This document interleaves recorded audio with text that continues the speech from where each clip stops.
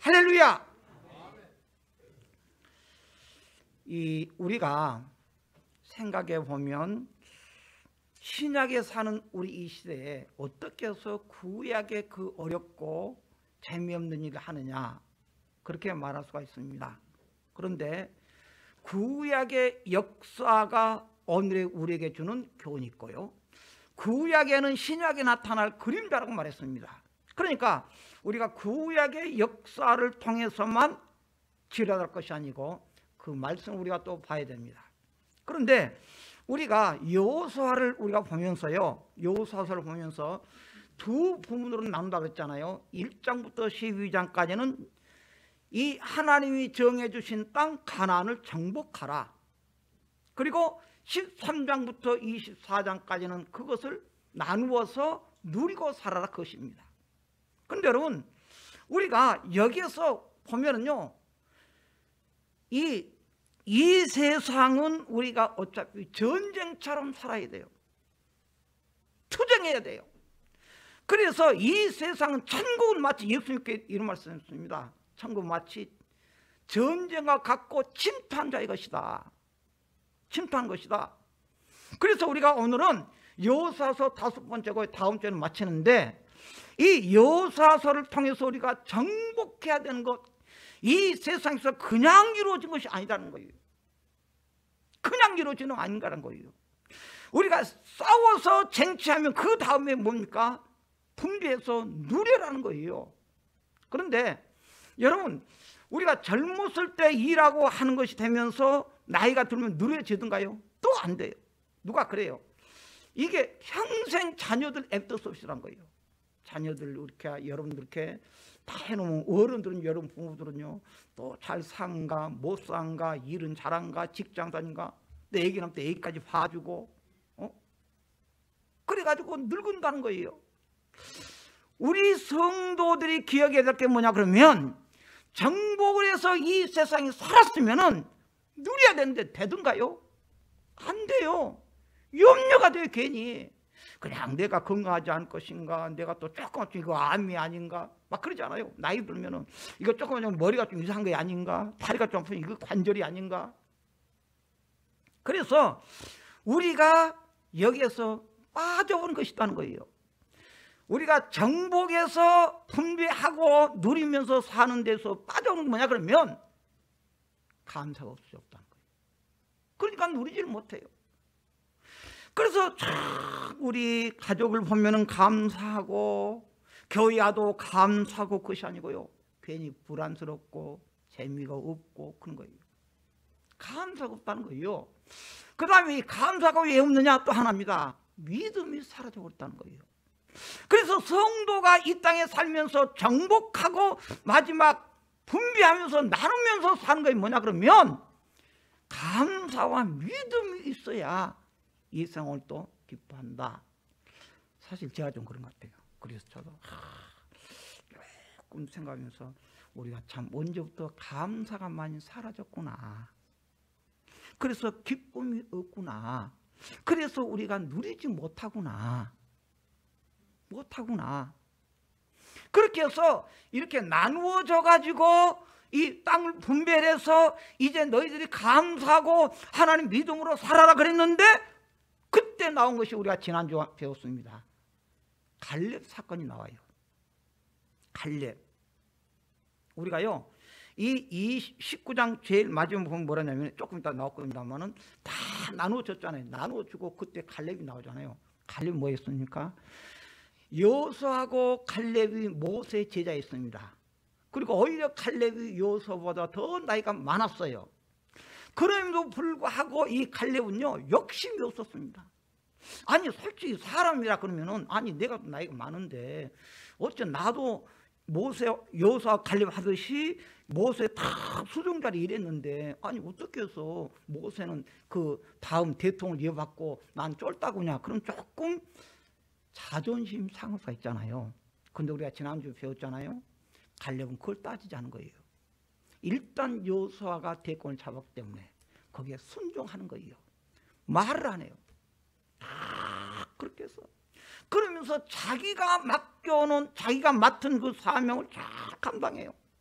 심지어 45년 동안 하나님께 약속하셨던 그 아낙 자손들 땅, 그 어려운 땅을 내가 하겠습니다. 나 지금도 하나님께서 내게 힘을 줬습니다. 나 그거 정복할게요. 그랬다는 거예요. 그렇게 이 갈렙도요, 일생 살면서 믿음이 흔들리질 않아요.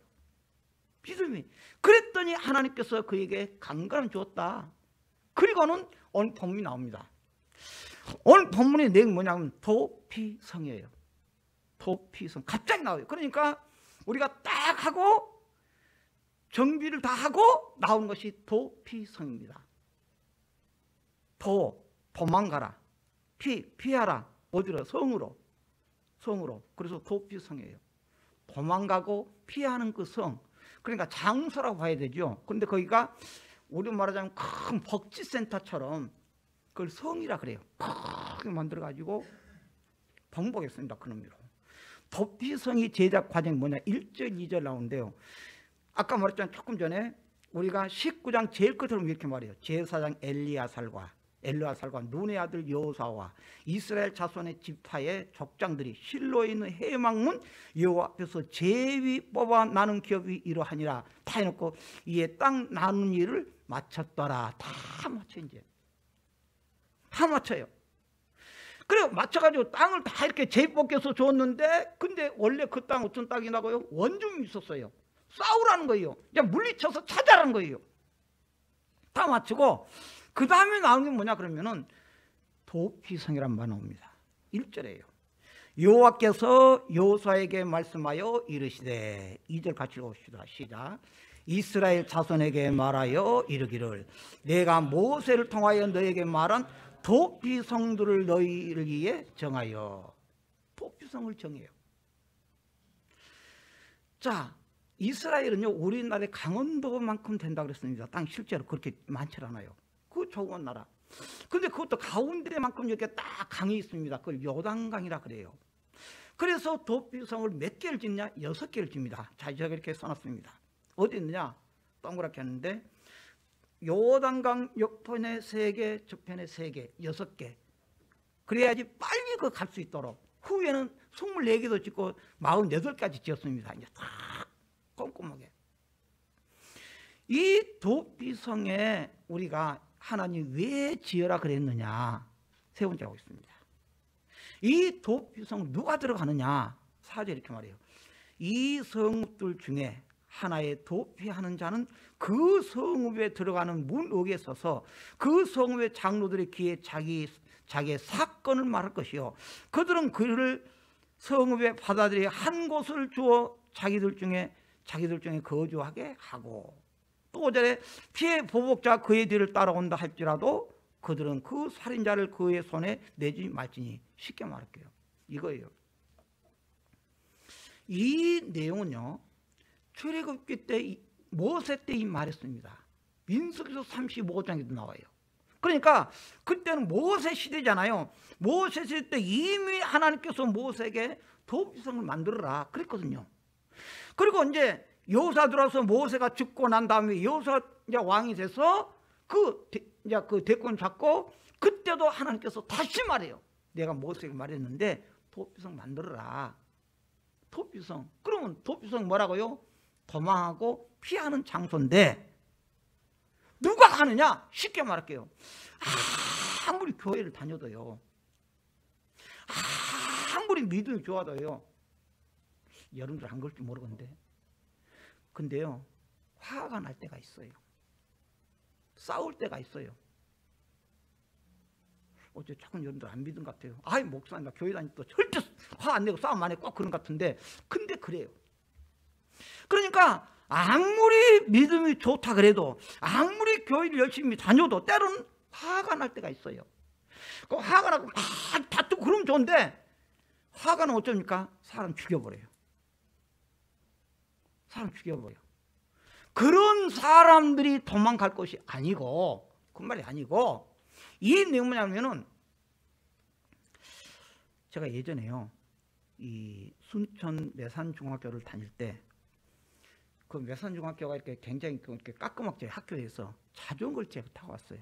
근데 자전거가요, 그때 70년, 71년도 뭐 그때니까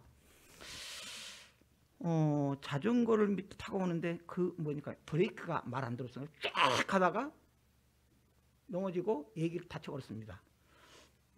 제가 다칠 때 이제 얘기가 아니고 우리 학생들이니까 학생들 학교할 때 그러면 제가 그 학생을 치어서 다칠 때 일부러 그랬겠어요? 실수로 그랬겠어요? 실수로 그랬지. 내가 너무 미안해요. 그런데 바로 그때 그리고 어떤 사람은요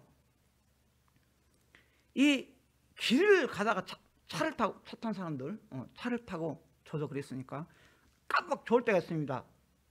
그러다가 앞에 차를 딱 부딪혀 버렸어요. 일부러 그랬다고요? 졸다 그랬다고요? 지금도 좋은 사람 있잖아요. 그랬어. 졸다 그랬어요.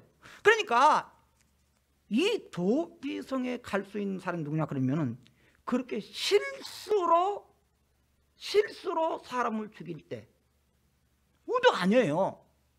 그러면 이제 내가 실수로 그래도 당한 사람 어째요? 가져온 죽이려 그러지. 좋은 새끼 나 죽였다 그러니까 따라오잖아요.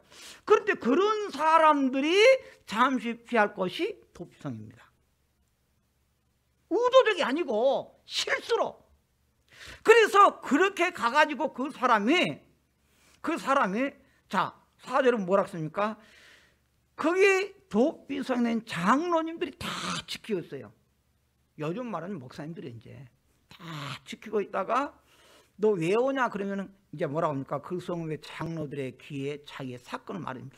근데요 제가요 오다가 절대 그것이 아닌데 자전거를 타고 다가요 해가지고 애가 다쳐서 죽어버렸습니다.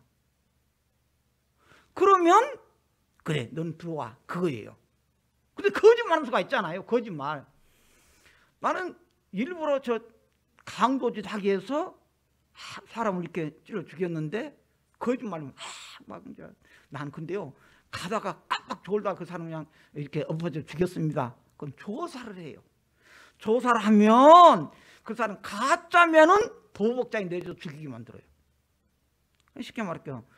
도피성은 실수로 사람을 죽였을 때 거의가 아니었을 때 됩니다.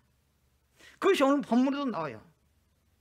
자 3절에 제가 안 써놨습니다. 3절은 뭐냐면 부지 중에 실수로 사람을 죽인 자를 그리로 도망하게 하라. 실수로 부지 중에 그냥 깜빡해가지고 부지 중에 실수로 사람을 죽인 자를 그리로 도망하게 하라. 이는 너희를 위해 피해 보복자를 피할 것이다. 너를 죽인다 그러면 그때 피할 것이다. 그렇게 하기 위해서 하는 거예요. 근데 만약에 피해 보복자가 그의 뒤를 따라온다 할지라도 그들의 그 살인자를 그 손 내주니 말지니 이는 본래 미워함이 없이 부지 중에 그의 이웃을 죽였기 때문이다. 하나님이 하셨다는 거예요. 그러니까 뭐냐 그러면 성도라도 화낼 수 있다는 거예요. 성도라도 때릴 수 있다는 거예요. 때란 말이 아니에요. 성질나면 그걸 이미 하나님이 아셨어요.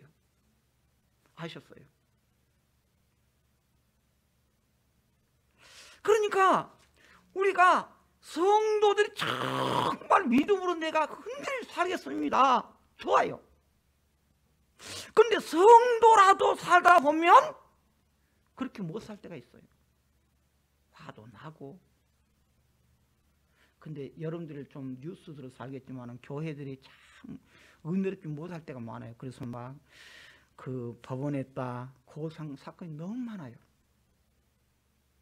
마음이 아파요. 서로 사랑하지 못하고. 그 다음에 우리가 네 번째 뭐냐 그러면 이 도피성이 들어간 사람이 언제까지 살아야 되느냐. 제가 성경 구절 안 써놨습니다만은 내가 이제 실수로 사람을 죽였다. 그럼 도피성에 가잖아요.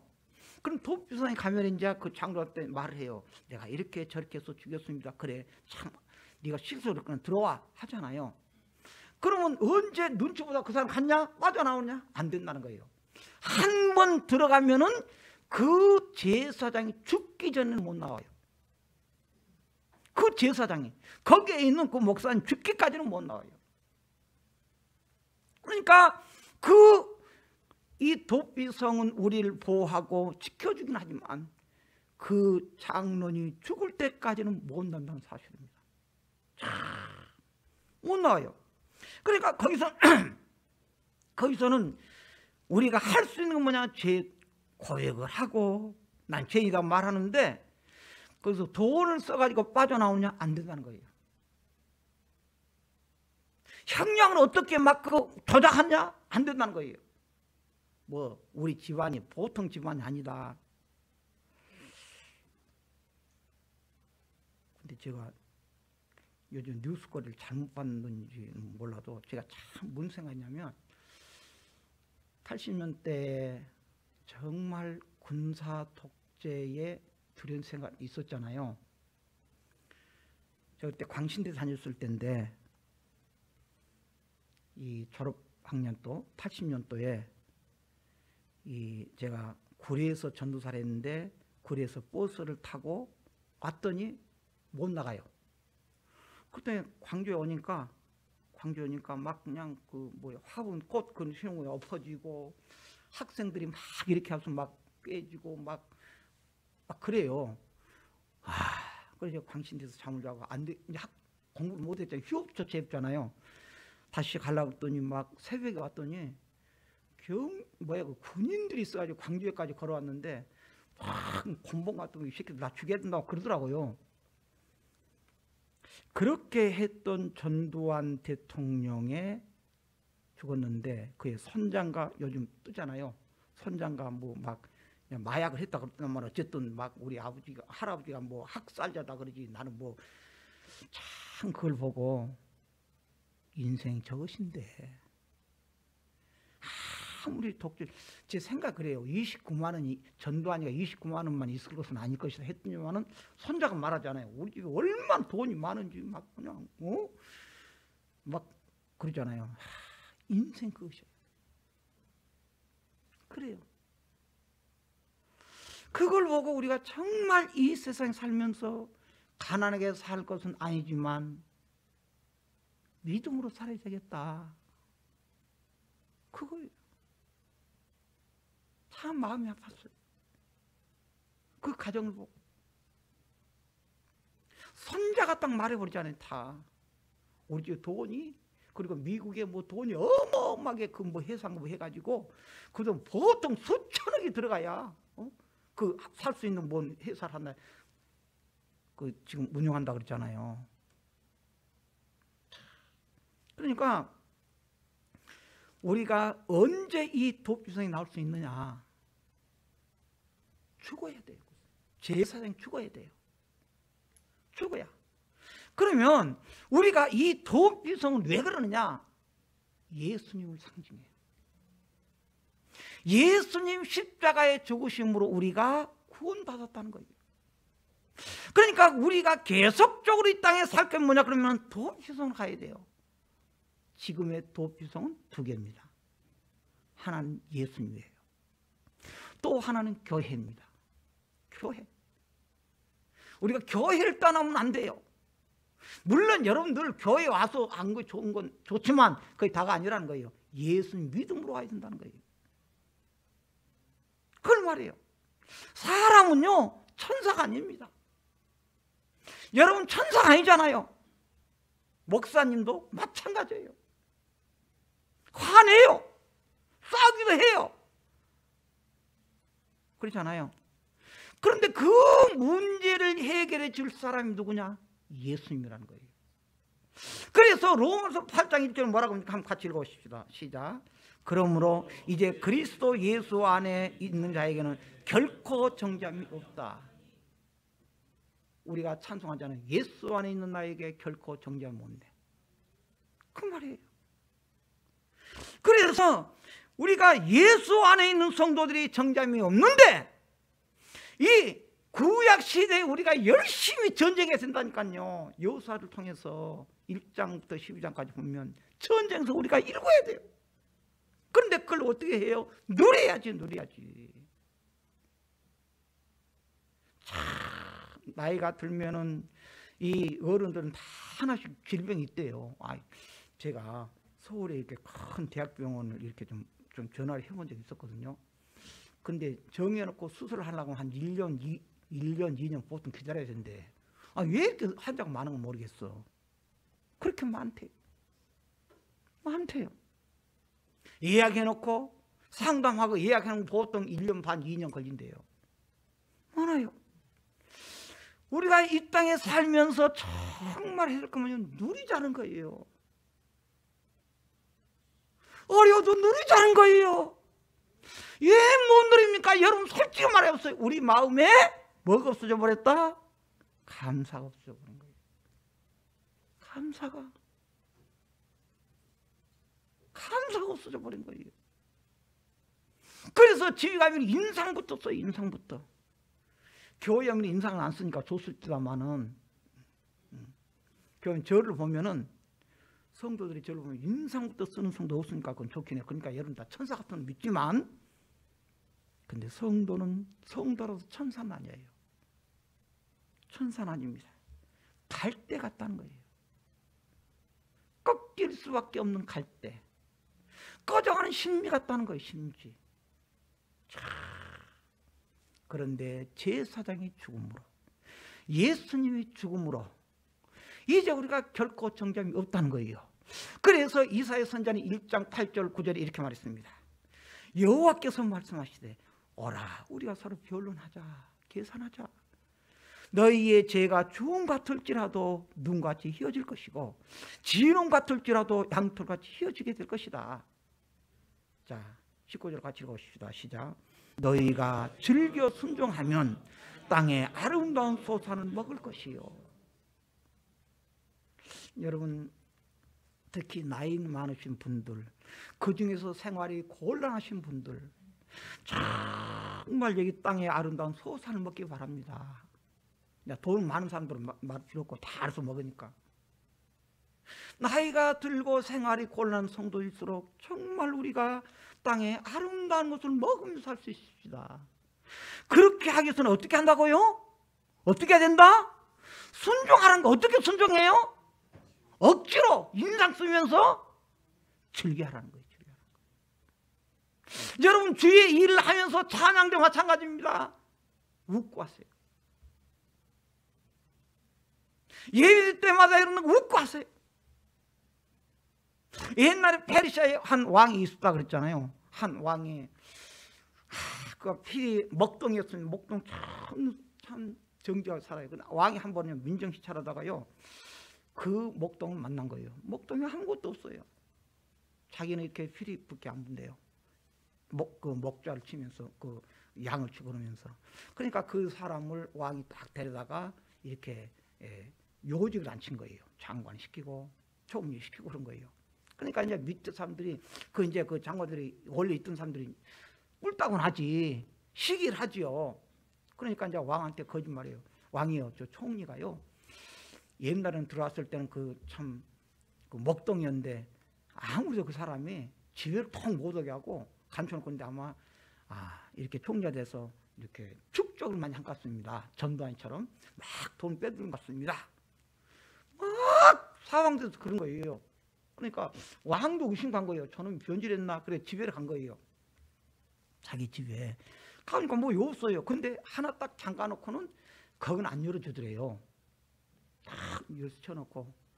그러니까 이제 그 장관 그런 거 보십시오. 바로 저희가 지금 축적의 장소입니다. 그런 거예요. 그러니까 왕이 그럼 열어라. 뭐냐면 큰일이지. 연 거예요. 그랬더니 조그만 함이 딱 있는 거예요. 뭐냐면 거기에 피리하고 목동도 입은 옷이에요. 그래서 이렇게 말합니다. 왕이요, 내가 언젠가 이걸 두면 다시 와서 내가 옛날처럼 먹동을 입으려고 그랬습니다. 뭔 말인지 모릅니까? 욕심만 부렸다는 거예요. 자기가 맡겨놓은 사명만 다한다는 거예요. 여러분 혹시 우리가 일을 할 때 마음이 상할 수가 있습니다. 그래도 믿음으로 순종하세요. 할렐루야. 즐겨서 순종하세요. 순종하세요. 하나님 우리에게 있는 모든 것이, 예수 안에 있는 것이, 모든 것이 우리가 정죄함이 없다고 그랬습니다. 결코 정죄함이 없다고 그랬습니다. 그러므로 이제 그리스도 예수 안에 있는 자에는 결코 정죄함이 없다 선언해버린 거예요. 우리 성도 여러분, 힘들 때 하나님 우리를 지금 다 지켜보고 있습니다. 너 어떻게 하느냐 지켜본다는 거예요. 경제적으로 힘들고 건강적으로 힘들고 자녀 문제 때문에 힘들고 할 때 너가 어떻게 하느냐. 믿음 있는 성도는 기도해야 된다고 말합니다. 믿음이 없는 성도는 교회 다녔다 필요 없다고 말합니다. 그래도 여러분 낙심하지 마세요. 흔들리지 마세요. 예수님 붙잡으세요. 주님은 우리의 형편을 보고 계십니다. 기도하겠습니다.